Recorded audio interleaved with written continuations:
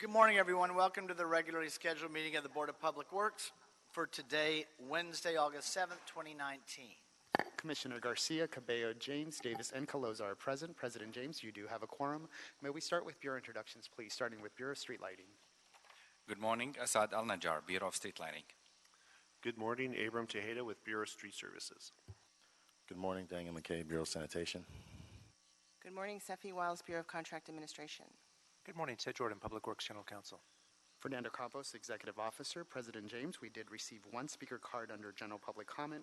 We have no commentary under the Neighborhood Council comment section. We also received a speaker card on items number 1, 6, 10, and 11. Okay, let's take general public comment. Mr. Sachs, come on up, sir.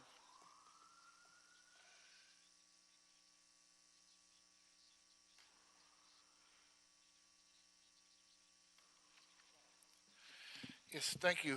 Good morning. For the record, Arnold Sachs, and Arnold Sachs for the record. I was just explaining, it's been a very weird week, even though it's only Wednesday. Maybe it started part of last week. But I was just explaining to somebody that in for a dime, in for a dollar. So I made that commitment. There's going to be people that are going to get hurt. I apologize for that. But it seems like we're at the tail end of the Reagan years, where the government that works best is the government that does the least, and we seem to be right in the midst of that, where we elect people to govern and they don't do anything. We have the same recurring problems with homelessness, housing, affordable housing. There was a meeting I went to last night that somebody explained that as long as there's a zoning requirement in the program, the job is done.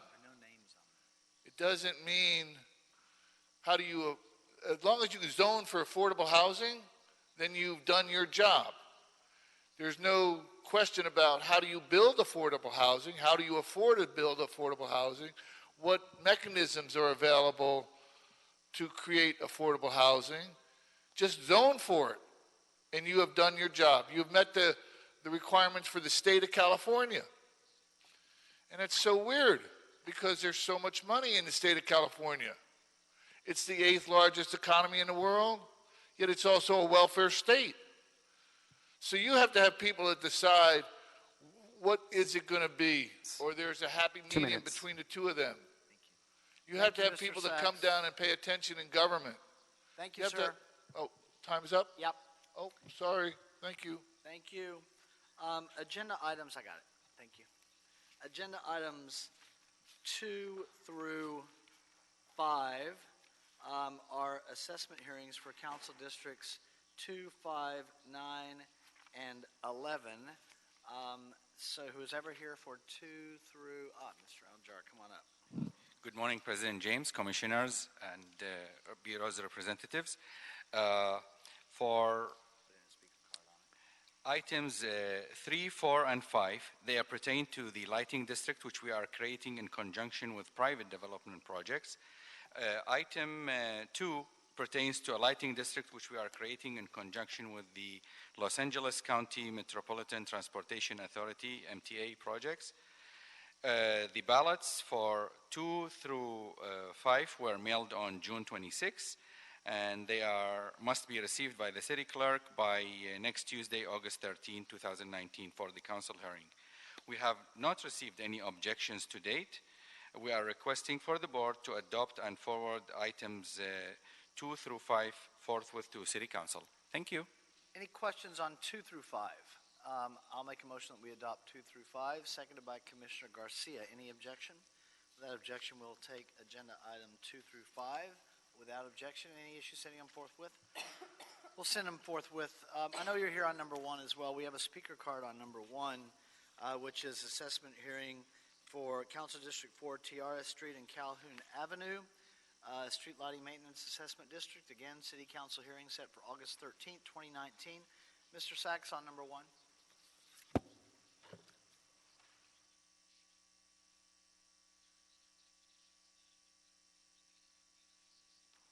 Yes, thank you again. For the record, Arnold Sachs, and Arnold Sachs for the record. The reason I held this is because I appreciate the fact that you get to speak here on these hearings. These are public hearings. They had a meeting on Wednesday, or they had a breakfast with Mike Fuhrer in the city council chambers, and he wants to run for mayor. I know this is a little off record, but Yeah, we're on street lighting. we're on street lighting. But the idea that you get an opportunity to come in and speak before a public hearing as far as these items are concerned, that's real important in government.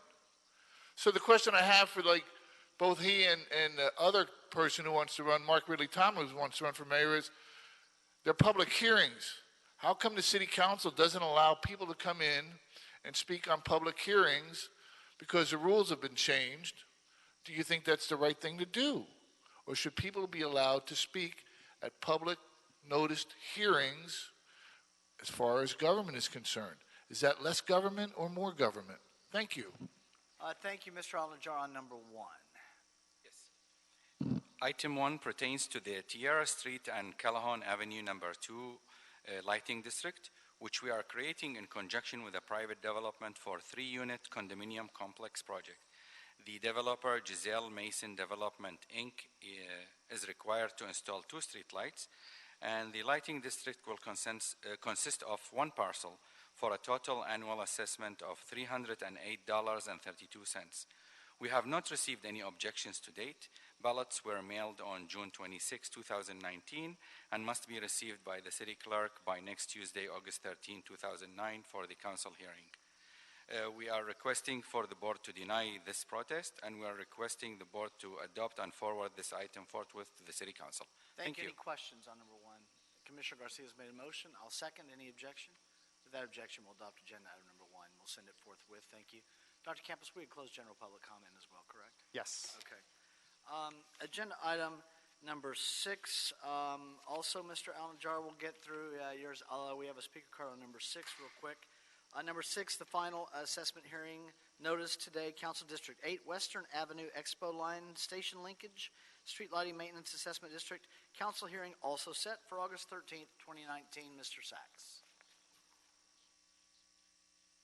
Yes, thank you again. For the record, Arnold Sachs. And this one's a little different because this is an Expo Line rail station. Why is the city being assessed? Why is the city district being assessed lighting for Expo Line? Shouldn't that go to Metro? Shouldn't that be an MTA station? Aren't they responsible for paying for the utilities at all the stations throughout the Metro system? I don't understand why the public, they've already paid for the construction of the station. They've already paid for all the maintenance of the station, essentially through their taxes. Why isn't Metro picking up the costs to cover the lighting for their own stations? Thank you. Thank you, sir. Mr. Al-Najjar on number 6. Item 6 is the Western Avenue Expo Line Station Linkage 1 Lighting District, which we are creating in conjunction with the Los Angeles County Metropolitan Transportation Authority to provide pedestrian lighting system on both sides of Western Avenue between MLK and Exposition Boulevard project. The developer, MTA, is required to install 106 pedestrian streetlights, 69 14-foot poles, and 37 luminaires on the backside of the existing electroliers. This lighting district will consist of 49 parcels with a total annual assessment of $34,003.75. We have not received any objections to date. Ballots were mailed June 26, and they must be received by next Tuesday, August 13, 2019, for the council hearing. We are requesting for the board to deny the protest, and we're requesting the board to adopt and forward this item forthwith to City Council. Thank you. Thank you. Commissioner Garcia has made a motion on agenda item number 6. I'll second it. Any objection? Without objection, we'll adopt agenda item number 6. Any issue sending 6 forthwith? We will send number 6 forthwith. Thank you, sir. Thank you. Agenda item number 10. Okay. Agenda item number 10 is an item just sent back for signature. The mayor and city council have approved and authorized the Board of Public Works on behalf of Sanitation to execute the personal services contract with Rarig Pacific Company and IPL Plastics to supply automated containers and ancillary services for a term of 10 years with one 5-year renewal option at a cost not to exceed $304,819. Whoa. Let me back that up. It's 10 years with a 15-year, with a 5-year renewal at a cost of $304,819,134, coming back for signature for this 15-year contract. Mr. Sachs, you put in a card on number 10.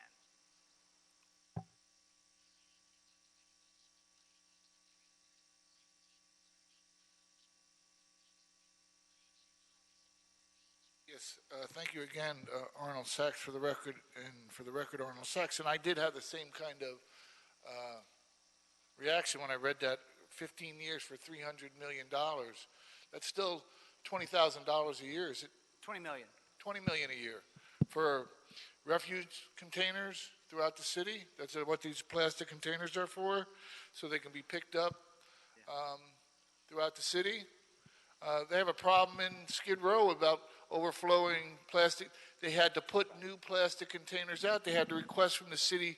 The mayor had to sign a request to put new plastic containers out for Skid Row, and he put the charges on the businesses. And now you're going to pay an extra. The city and the mayor wants to pay an extra $20 million a year for more plastic containers throughout. And isn't this a franchise? The trash pickup is a franchise system. So won't individual trash companies have responsibility for picking up individual plastic containers? They have to have their own equipment they use to pick up those containers. Again, this is big government or little government. I'm not sure, but somewhere in between, there's a P under the shell, and people should look for this and say, what exactly are we paying for, and what exactly are we getting? Thank you.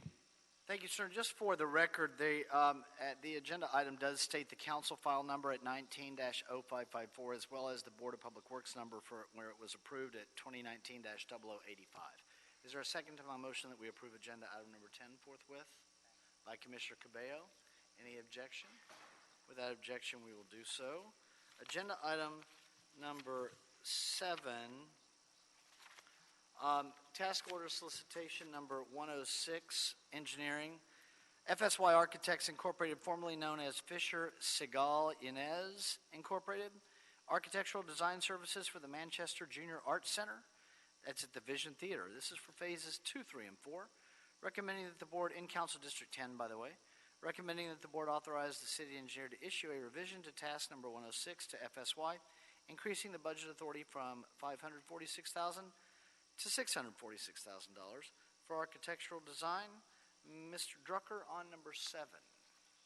Good morning, Commissioners. Neil Drucker, Bureau of Engineering. I apologize for my tardiness this morning. Unfortunately, as we are heading over in the dash, there was a pedestrian versus Brinks armored truck accident in the crosswalk. He was very seriously injured, it looks like, so we had to wait a little while. The ambulance and others did show up fairly quickly, so hopefully he's doing okay and they're taking care of him. But that was a little traumatic situation this morning, unfortunately.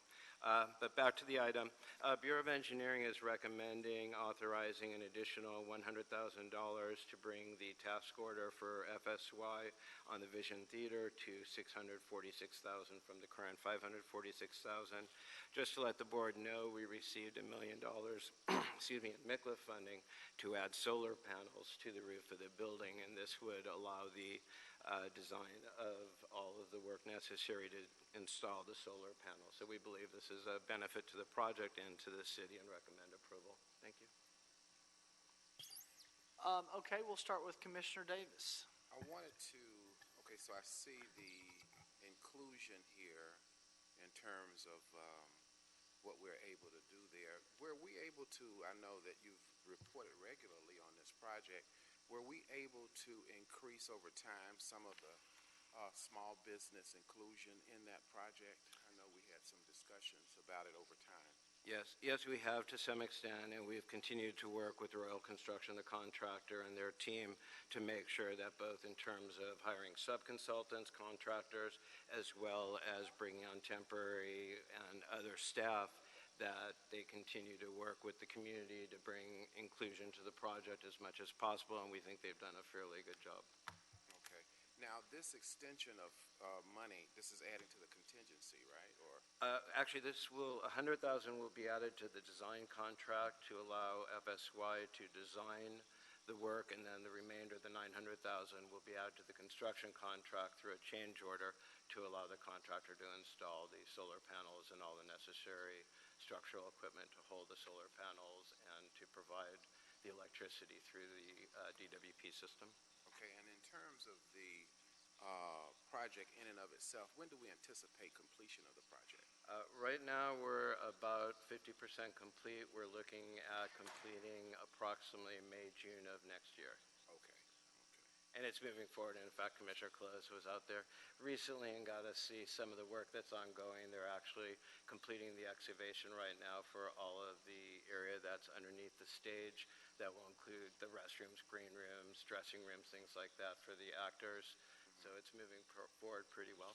Okay, good. And I just hope in the future, should there be some additional opportunity to see more inclusion on this project. I understand, Commissioner, and we will definitely do that. Thank you.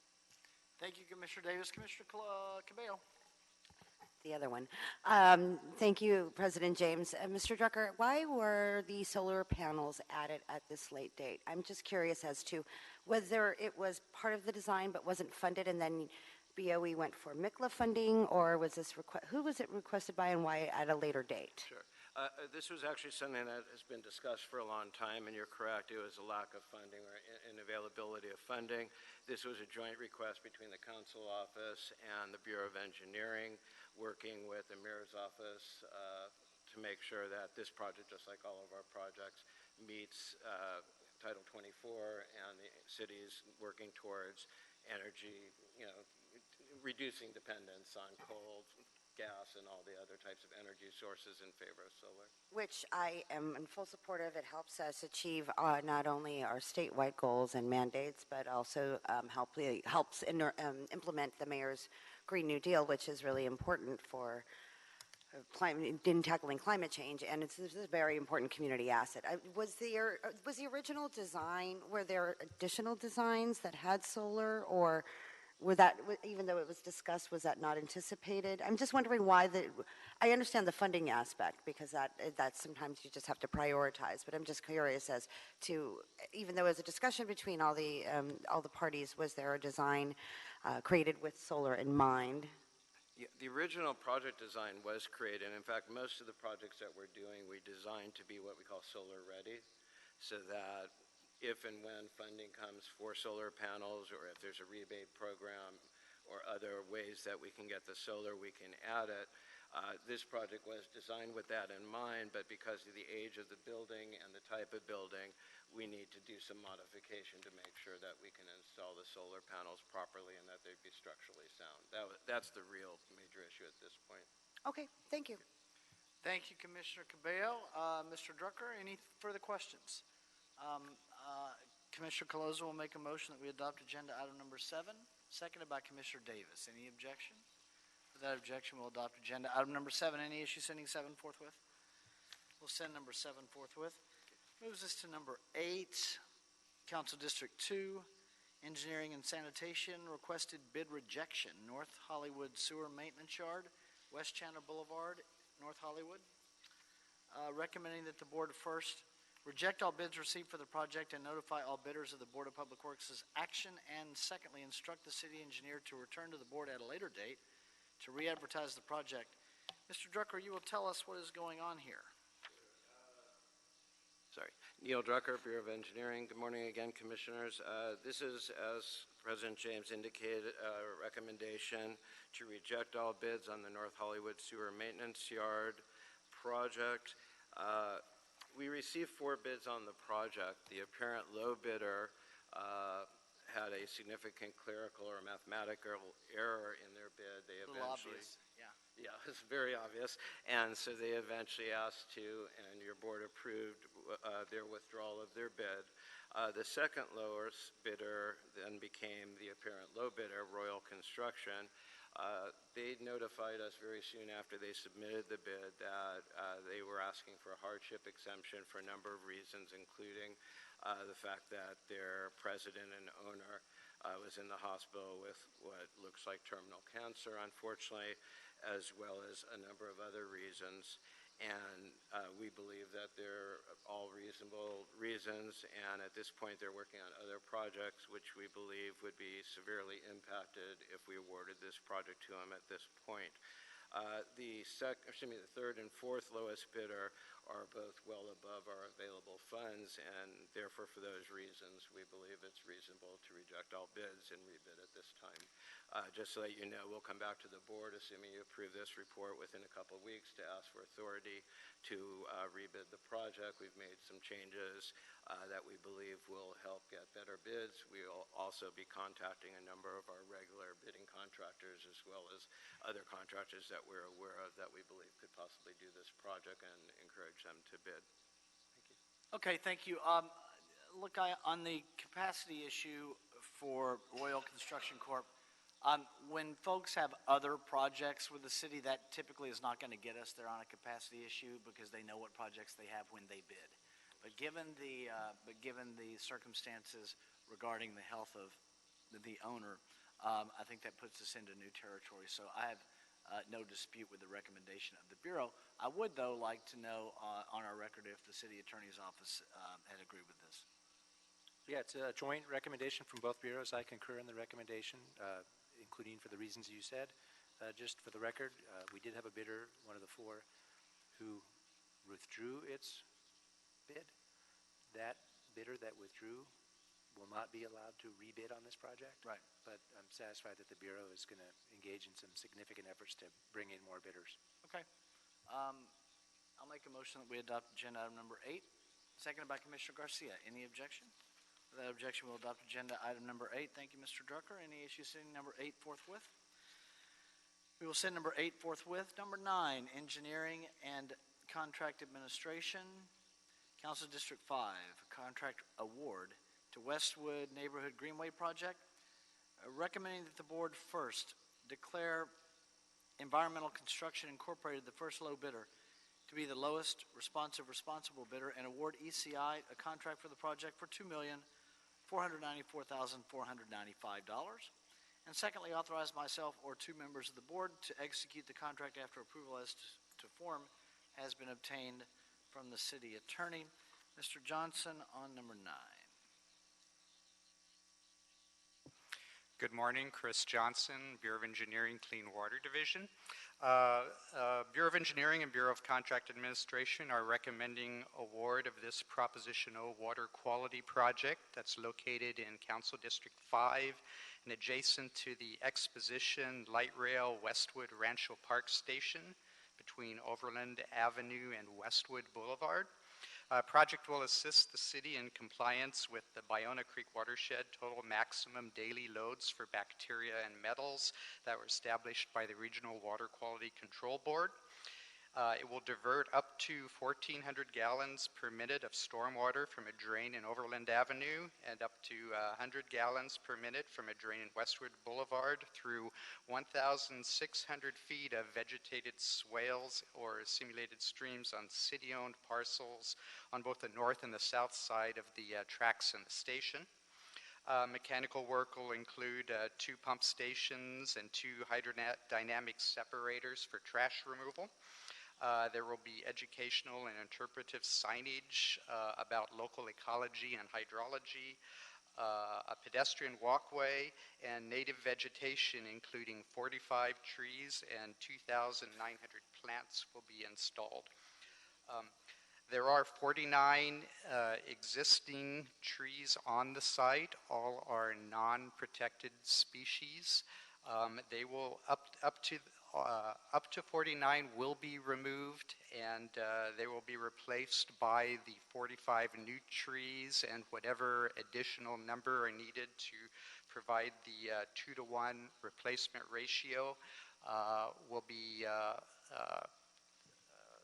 used through the guaranteed tree replacement fee out of allowance that's already contained in the bid for the contract.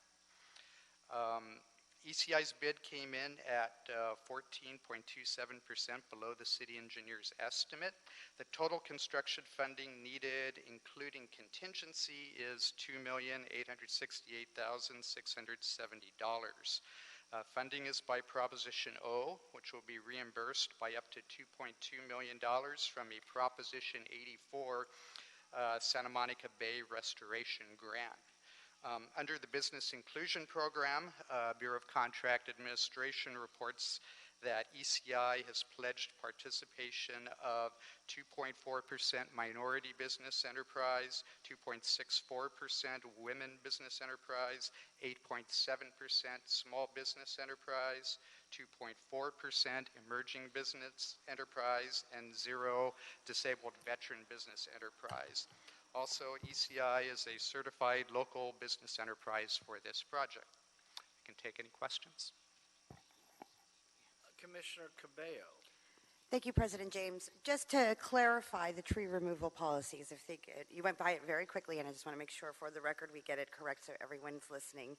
Correct. There are 49 trees on site currently. Yes. In the new project, you will be putting back 45. Yes. The remainder, in accordance with the 2-to-1 policy, for the public right-of-way that the board has, will go to the tree guarantee fee. Yes, it'll be up to 49 trees will be removed, so whatever actual number are removed, we will recognize the 2-to-1 ratio, and 45 trees will count towards that, and the balance will go to the fee. Excellent. Thank you. Thank you for summarizing that. And then, Mr. Johnson, Commissioner Cabello and I have an important question regarding a word in the board report. We'd like to know what riprap is. Oh, riprap is are like large cobbles or boulders that are used in hydraulic structures to reduce flow velocities. So it's a rough surface. Interesting. Can you please use that in a sentence? The dam was covered with riprap. All right, thank you. And Mr. Jordan, anything from you on riprap? No, but as you may know, when I was an engineer, my specialty was fluid mechanics and aeronautics. So I concur in Chris's description of riprap. Thank you. All right, thank you. Do I have a motion on agenda item number 9 by Commissioner Caloza, seconded by Commissioner Cabello? Any objection? Without objection, we'll adopt agenda item number 9. Thank you, sir. Any issue sending number 9 forthwith? We'll send number 9 forthwith. Agenda item number 10 has been done. Agenda item number 11, we have our Small Business Academy. Dr. Campos, we've cleared all of the voting items, correct? Yes, you have, We yes. don't have any. So agenda item number 11 is our Small Business Academy progress update. And I know that we have one of our graduates here in Mr. Ramirez, but we'll start with Angela Toboukon. Hi. Oh, I'm sorry. We'll do our presentation, Mr. Sachs, and then we'll call up our speakers. We'll call you first, and then we'll hear from one of our graduates. Go ahead, ma'am. Okay. Good morning, Commissioners. I'm Angela Toboukon from the Bureau of Contract Administration, and I'm here to give you an update on how we are supporting small businesses. Since the last time I was here in February, we have had 2 very successful networking events, Accessing LA, Build With, and Team With, and we have another one coming up in September 27th in the San Fernando Valley. And we wanted to let you know that our efforts, we have 3 major efforts. We have the Accessing LA networking events, and which serve as venues where small and big businesses have a common objective, which is to form a relationship. And when you think about it, these networking events are almost like joining the dating scene, and where one party tries to impress the other, and they have a small amount of time to tell them, oh, this is what I do, and this is who I am, and this is how we can have a beneficial relationship. So at the Accessing LA events, when they network, there's also an opportunity for a follow-up meeting or have a matchmaking appointment, which they hope would open a door where they can put their foot in, and hopefully this could lead to another meeting and more meetings or more dates and possibly some sort of engagement and then possibly a contract, which is kind of like a marriage. Maybe a short-term marriage, but at least someone will benefit from it. So just like in real life, when you enter into a relationship or a contract, the more that you know and the more experience you have and the more energy you put into it, the more success you're going to have. So we at BSEA have planned, aside from the Small Business Academy, we have put together a business basics program. It's a 9-week program, the first of which will be here in Los Angeles, and we're going to have a capacity of 70, and we're also planning a second one in another location. Depending on its capacity, we could probably have more students. And the goal of this is to provide business development training, not just to those who are seasoned, but those who are new and even still in the planning stages of their business. And the goal of this is for the city to also be kind of like a mentor to not just a specific business sector, but to a wide range. But for the more established businesses, we have the Small Business Academy for those who are more contract ready, and it's very focused, it's more in-depth and focused on contracting with the city, and this gives them guidance on how to navigate the ins and outs, what before the contract, how to prepare the proposal, and how to manage it. And it also includes syllabus on compliance, safety, labor compliance, and we also give them a mini seminar on getting certified. So the Small Business Academy is a 7-week program, and we provide information on how to do business with the city. This 2019 will be the 6th year of the Academy, and it's going to go back to its roots, where in the first 3 years we were geared towards construction services. In the previous 2 years, in 2017 and 2018, we focused on personal services and professional services, which was a large range. So we have outreach through BAVIN and through trade organizations and chambers and business source centers to reach a diverse group of licensed contractors. Over a 3-week application period, we've received 132 firms, and they've come from different sectors, and we received applications from women, minority, disabled veterans, small, and LGBT-owned firms. And we're currently in the process of reviewing the applications to make sure that we end up with a class that's diverse with different areas of concentration. So we, as organizers, are very excited because as much as they learn from us, we also learn from them because we realize what the needs are, and we're able to improve the Academy and all our efforts every year. So it's our goal to increase the diverse participation in public works contracting. And BCA's role, of course, is in collaboration with the proprietary departments too, and also the other bureaus of the public works, and of course you, the board. We want to thank you for providing us the platform to assist the small businesses. Thank you. Thank you, ma'am. Let's start with the board before we go to our speakers on it. We'll start with Commissioner Davis, then go to Commissioner Garcia.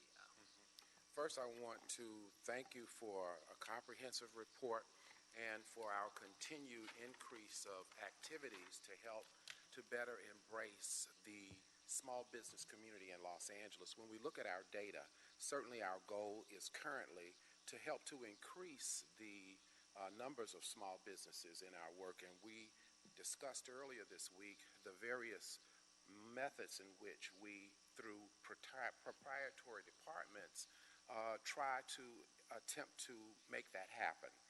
The 20% small business requirement, for example, with the airport and the harbor, is one such plan that we've been able to use. So having understood where we are in terms of our quest to achieve more inclusion of small businesses, I can appreciate the various programs and have noted that you have a new program that you have implemented called Business Basics Program. Is that correct? Yes. And you've said that there are 70 small businesses that are targeted to participate in that program.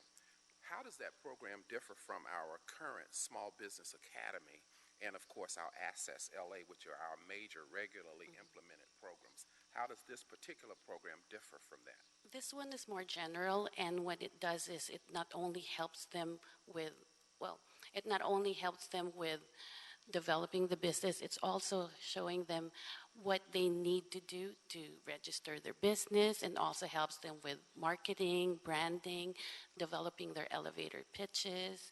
And so I would say if you compare it to, it would probably be like the bachelor arts of business, as opposed to the the Small Business Academy being like taking your master's or PhD, because it's more specific and has a specific target, which is contracting with the city. Sure. Also, I've noted that you have reached out to the various stakeholder groups that represent Los Angeles in the small business community, that being Asian American businesses, African American businesses, Latino American businesses, and also GPT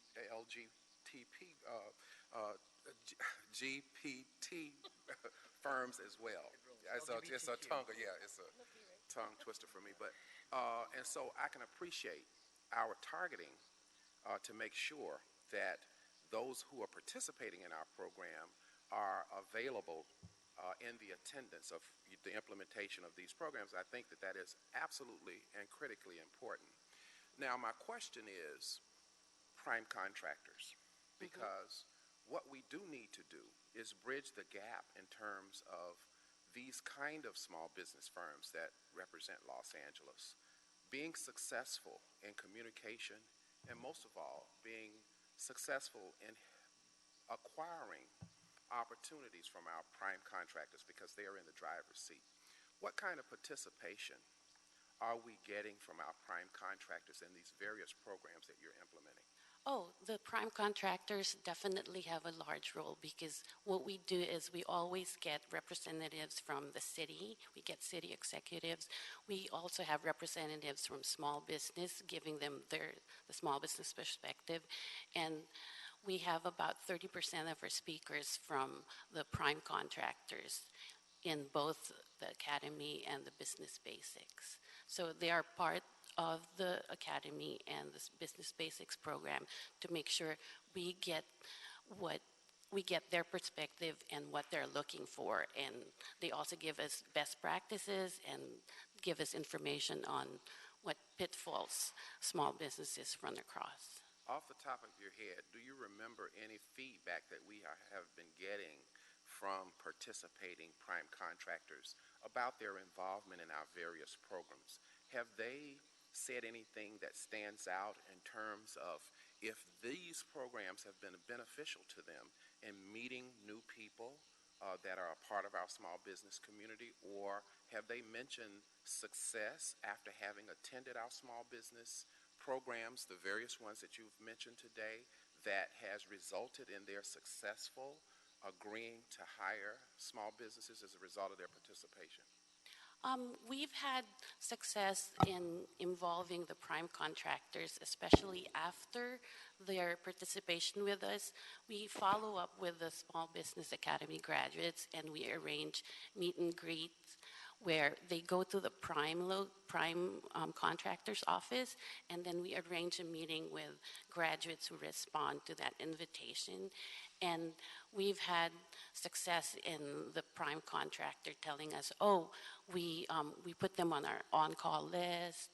And aside from that, we actually have the prime contractor saying, oh, call us up again. And when other prime contractors hear that this other prime was participating, they said, keep us on your list for next year. So they're very enthusiastic about participating and sharing their knowledge. So finally, we can say that our response from prime contractors is that they found our various programs that we're implementing to be helpful in them helping to achieve the goal of increasing more small businesses. Oh, yes, definitely. Sometimes we just have to turn some people away because we don't have enough space or enough time You had to slot. turn prime contractors away?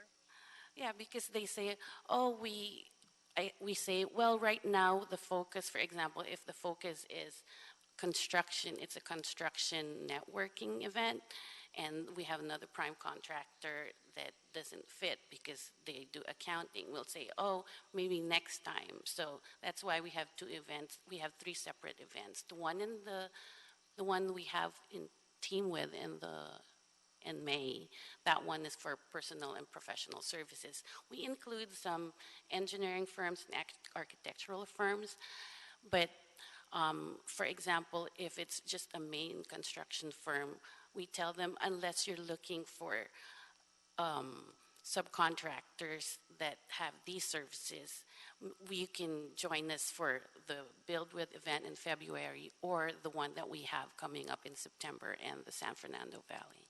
Yes, so I was going to say in concluding that hopefully we'll be able to do an assessment that we will be able to get the needs of prime contractors and be able to appropriately match them with the various programs and the very specific targets that each program produces so that they can be appropriately able to participate and get what they need. So, and then I know that as a result of that matching, it will help us to strategically determine which of these programs should be priority, where and when. So I hope an assessment takes place because who we are seeking to provide service to, not only getting the small businesses in on one hand, but on the other hand, making sure that the prime contractors who make these decisions about small businesses who will be able to fulfill a skill to complete the goal, that they are provided the service that they need. And I think that that should obviously be one of our top priorities. Yes, definitely. It's the follow through and not just what happens at the events, but what happens afterwards to continue working with them. Thank you. Thank you. Thank you, Commissioner Davis. Commissioner Garcia. Thank you, President James. Linda and Angela, thank you for being here. You guys always do such a great job, especially in the small business advocacy and just the small business in general. I'm really happy to be working with both of you. I want to ditto everything that Commissioner Davis said. He absolutely, we're happy to support these type of programs all the time. I'm very happy that you decided to build and extend this program because it's almost what we've talked about and the step up to getting ready to get certified. And so we've noticed in our events that we've had folks that were not quite there yet, but they wanted to learn how to get there.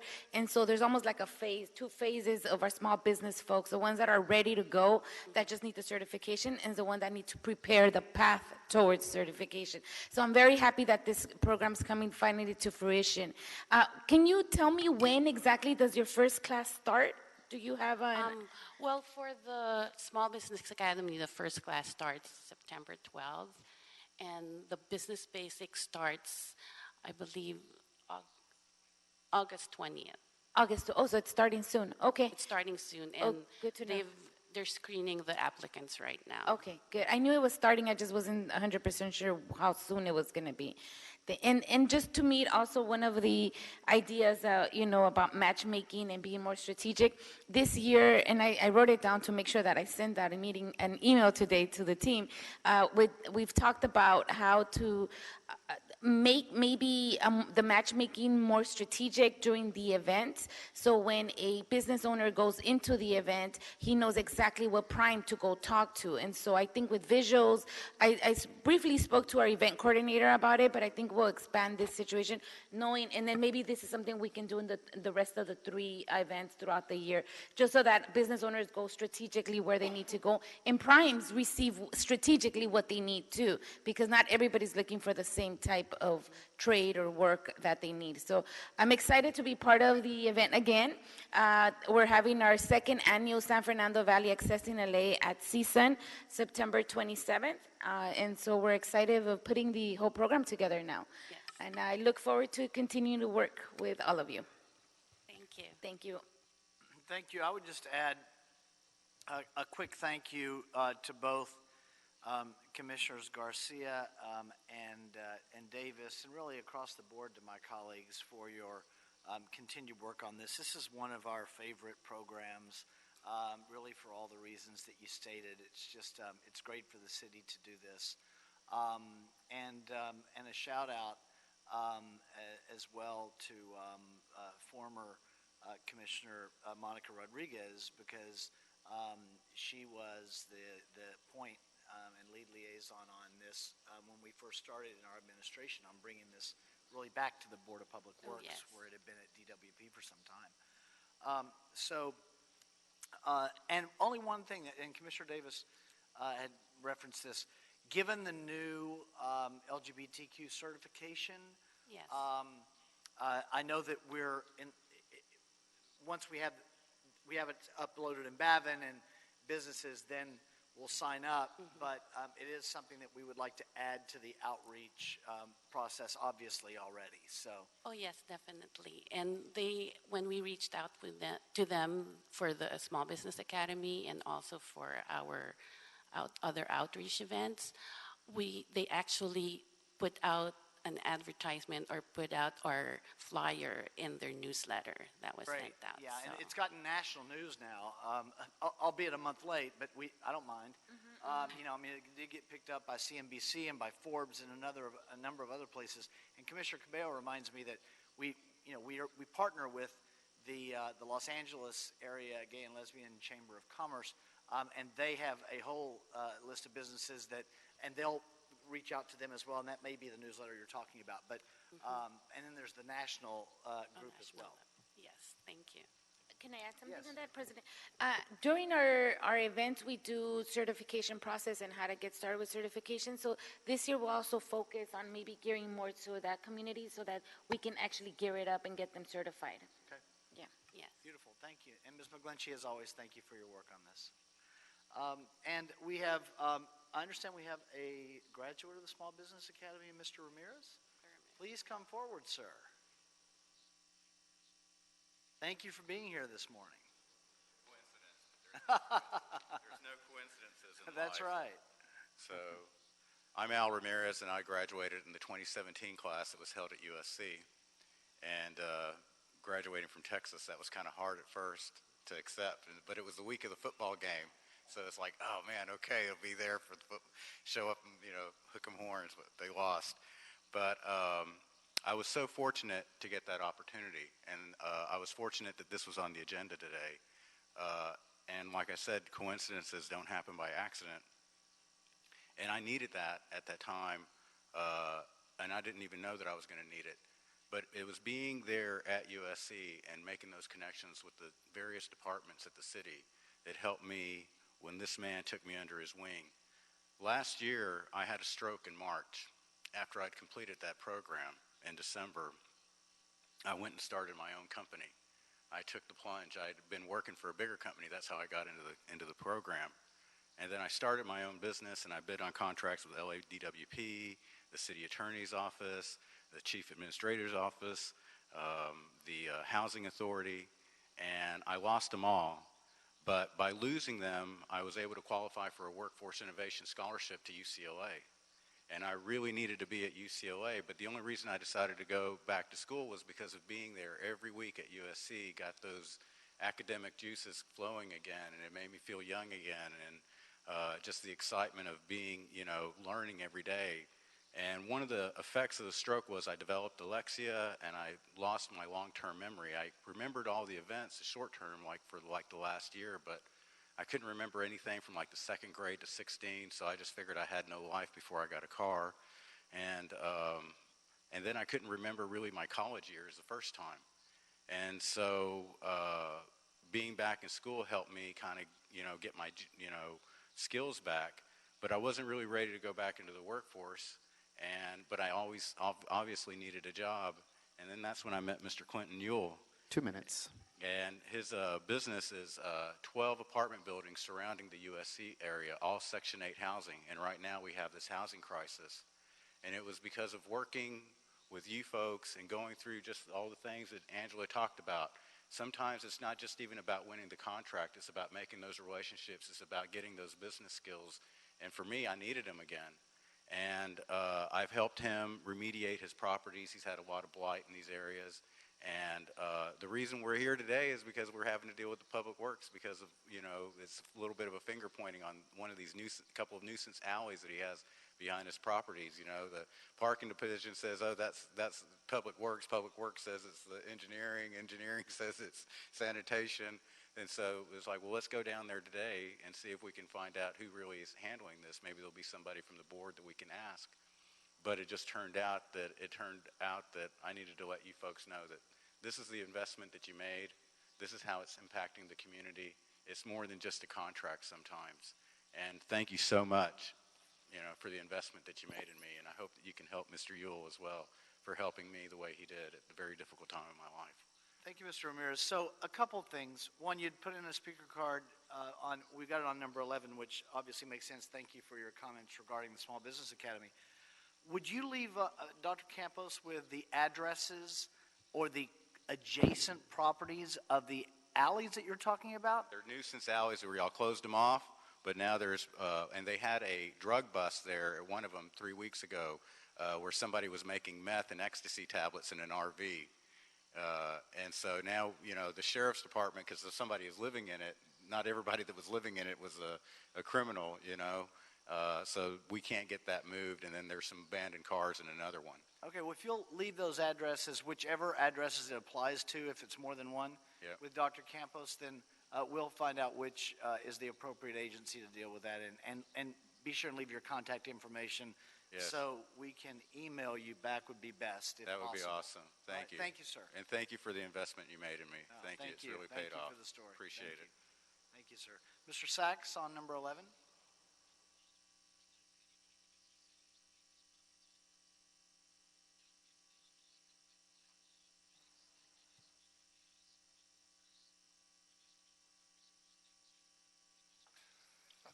Yes, thank you again. For the record, Arnold Sachs, and Arnold Sachs for the record. And the speaker was right. Coincidences are coincidences sometimes.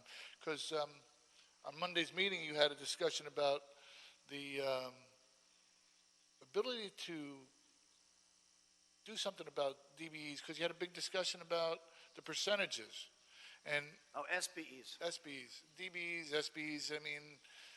DEBs are under federal funding, but go ahead. But it's reflective of what the city has to go through, the hoops that have to be jumped through by businesses. Because Metro has a DBE orientation training. They had a meeting yesterday, and so I picked up this flyer just because I remember listening to you talking about the SBEs. And again, now you have another entrant into the wash, and I have no problems with that, but sometimes what happens is with large prime contractors, and what Metro wants to do with their business advisory council is let large prime contractors sit in on the discussions about upcoming business, along with small businesses. And so you have a huge contractor sitting in where you're trying to bid on businesses.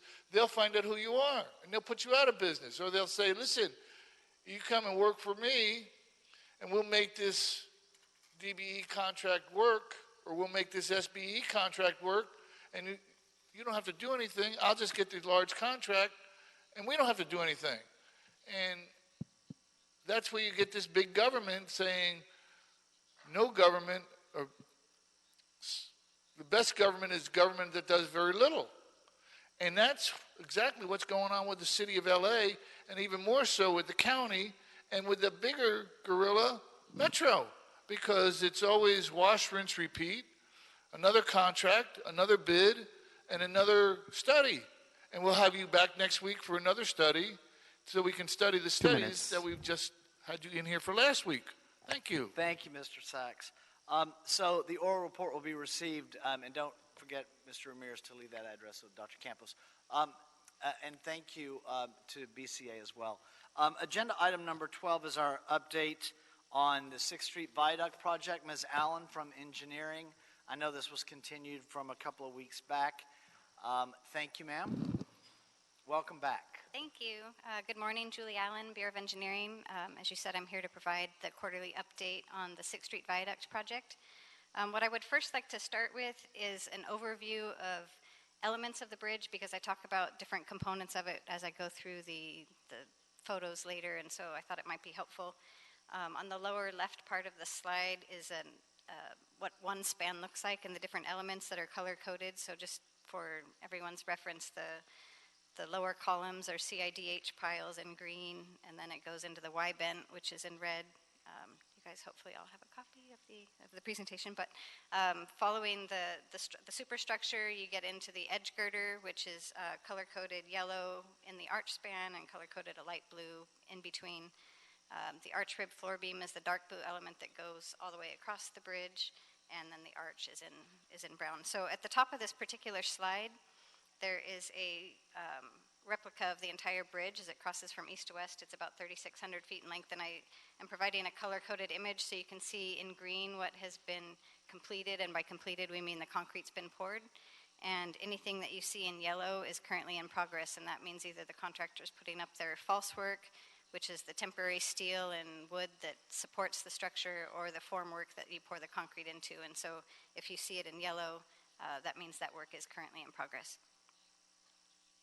So the next slide is actually a photograph taken by a drone of all of the structure that goes from the LA River and eastbound. So what you can see is the false work is now crossing the railroad tracks, a good portion of the railroad tracks and the LA River, and then it extending out eastward towards the 101 freeway. Here's a more close-up shot. This is one of the bents. This is bent 11, and you can see in the structure the arch rib floor beam, which is the concrete you see at the top of the photo, and that extends from the north side of the bridge to the south side of the bridge. And a more close-up shot next, which is actually at the next bent over, bent 12. This is the one that crosses the 101 freeway, and now we're standing inside of the structure at the bent, and you can see a close-up of the arch rib floor beam, the concrete element that crosses from the north to the south part of the bridge. And in the background, you can see where the arch is going to be coming up out of the bridge structure, and where the Y column goes down into the columns. The next photo on the left is a drone photo, this time going east to west, where you can see the false work and structure going over the 101 freeway, and as it extends towards the LA River and into downtown. And on the right, I'll spend a little more time talking about that one. What you can see in that picture is now the arch rib floor beams are shown, the concrete, and you can see the edge girder formwork and the floor beams. So there are floor beams that cross the bridge that will hold up the deck, and those are now being formed and the steel is being placed. And once that concrete is placed in one pour, then they'll put the deck of the bridge, then they'll do the spans adjacent, and then they'll be able to start on the arch. So this is to show a little bit more about the sequence of the bridge construction. So along with the progress that's being made in the last quarter, there are also some challenges that we've encountered. The contractor has elected to use self-consolidating concrete in the knuckle regions, where we have a whole bunch of elements that come together due to the congestion of the amount of rebar and other things in the structure. And so in pouring this very liquid mix, they had leakage in their forms, and so some of the fluid came out when they were pouring the concrete in.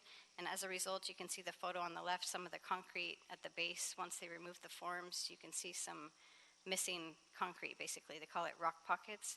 And we've brought on a concrete specialist to do some investigations and determine how deep those voids extend into the structure. And on the right, you can see a picture of a concrete core sample that they actually went up inside the structure and took a sample of the concrete out. Fortunately, from physical appearances and the concrete core, it looks like everything inside doesn't exhibit any of the symptoms of having voids in it, which is good news.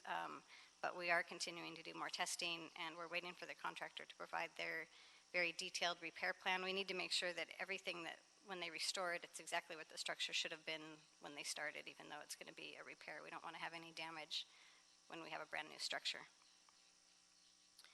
So the next item is more administrative. It's our expenditures to date. Of the total 477 million project budget, we have expended about 293 million, which leaves us about 183 million to expend.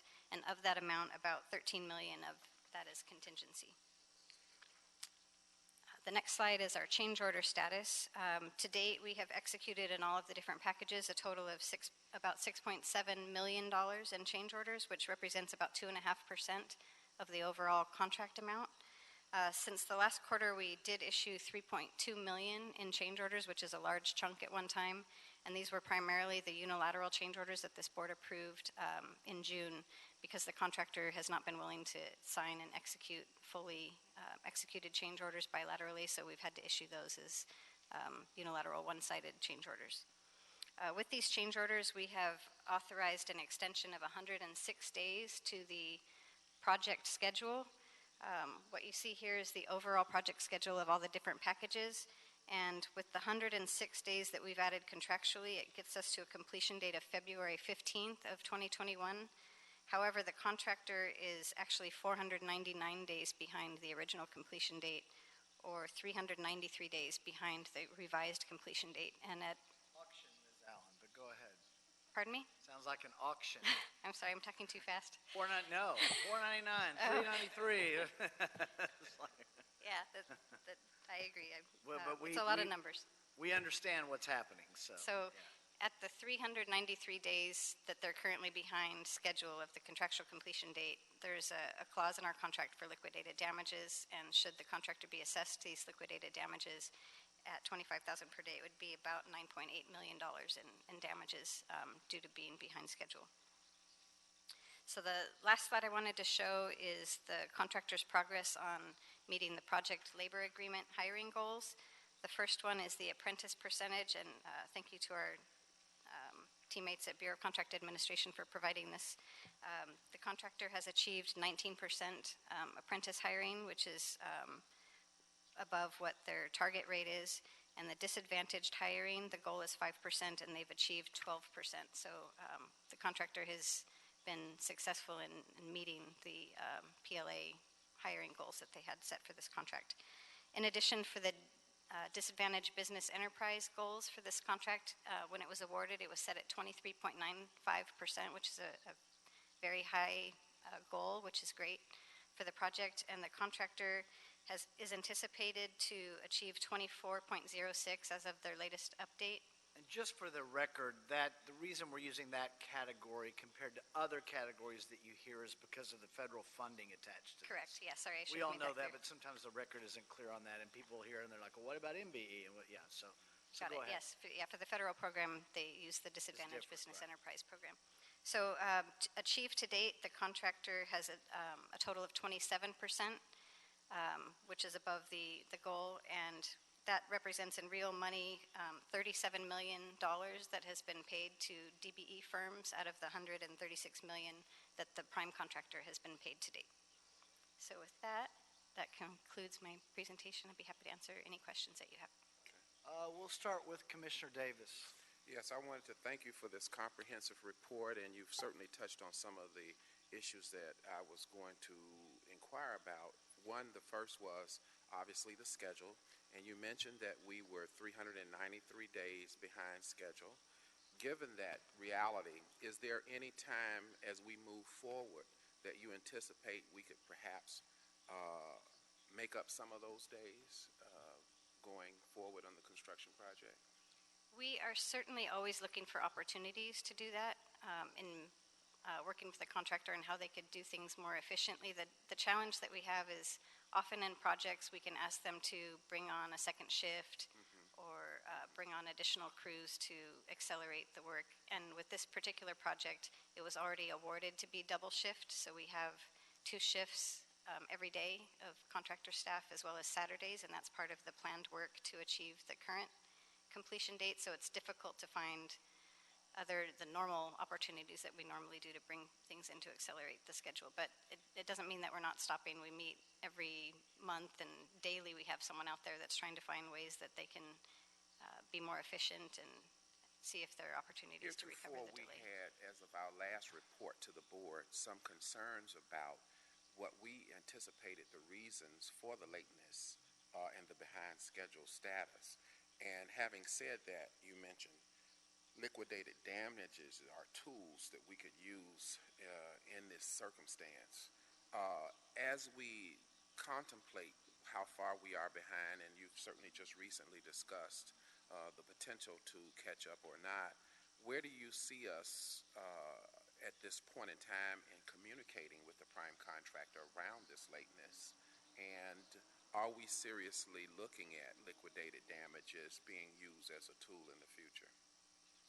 For a little bit of background, the contractor doesn't agree that their lateness and the delay is their responsibility. So while we let them know that they're behind schedule and it's their fault and they're subject to liquidated damages frequently, we at least monthly make this notice to them when we do the schedule review.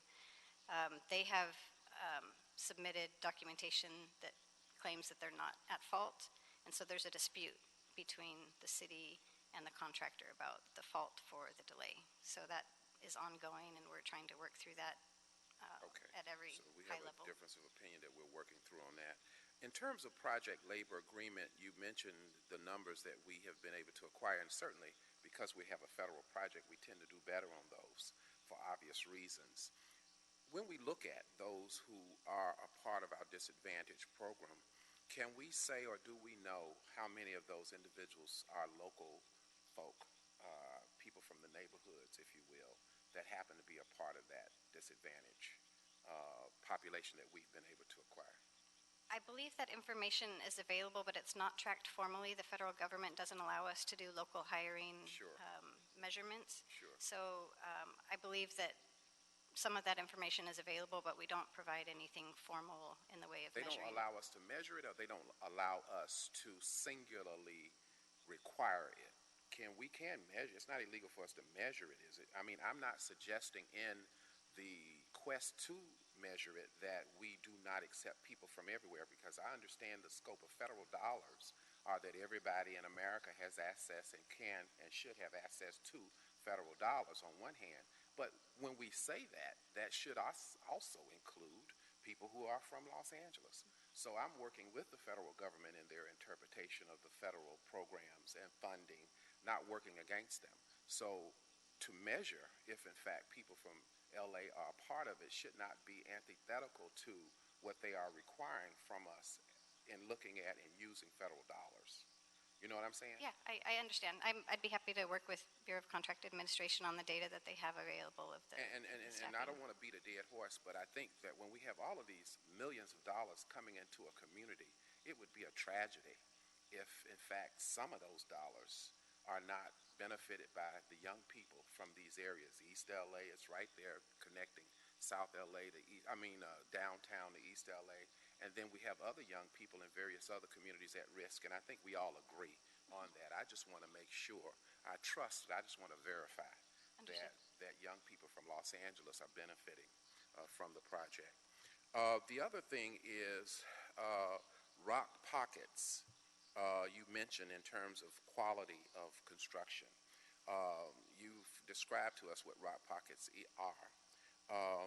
In terms of rock pockets, is that a common challenge in the structures that we use concrete work with? The rock pockets, you mentioned rock pockets. You had a problem with that. Yes, rock pockets in general are very common in reinforced concrete construction. It's not achieving full consolidation and entirely inside a form is not that unusual. The level of rock pockets and the depth of some of them is beyond what we would typically see.